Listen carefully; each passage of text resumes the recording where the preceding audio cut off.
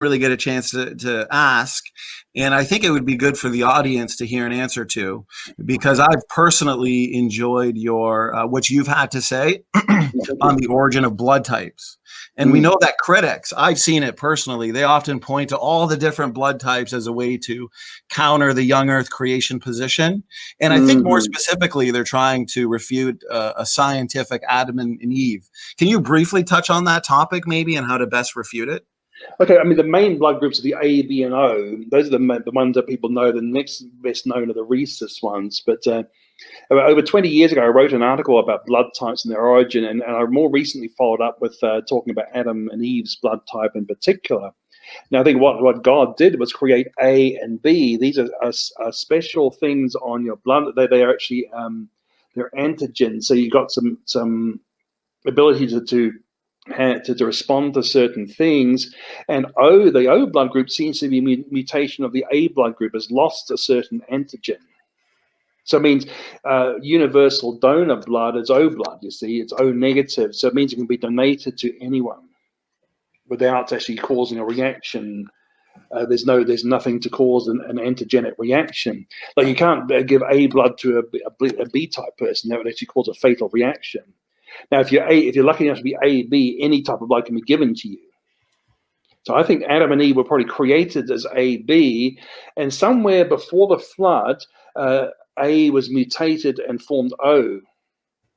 So you got some people who were A and O, so their phenotype would be A, and some were B and O. But when they married, some of their kids would have been O from both their mother's and their father's side, and therefore you got people with O-type blood. And it must have happened before the flood because O is so widespread around the world.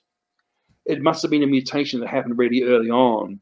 You see, blue eyes, blonde hair, that happened later. It was only found in certain groups. I think that would have happened after Babel in a particular group of Indo-Europeans, for instance. But the O blood group is so widespread, it must have happened really early. Now, why this would happen, why mutation would be good, I can only speculate. But here's one thing I saw, is that the coronavirus seems to affect blood types in a different way.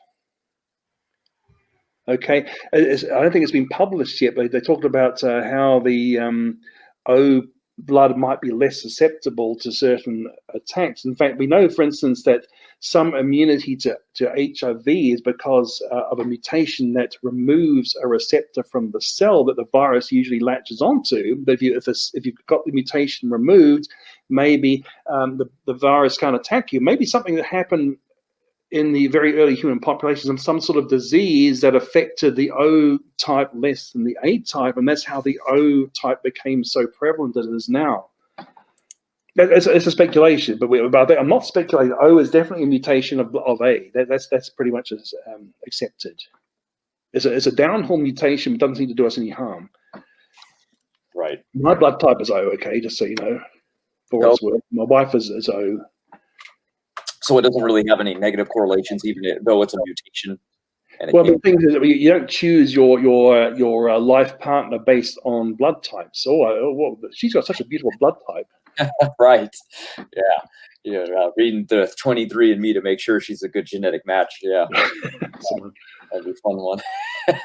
Brave New World stuff, that is. Yeah. Yeah. I have a question about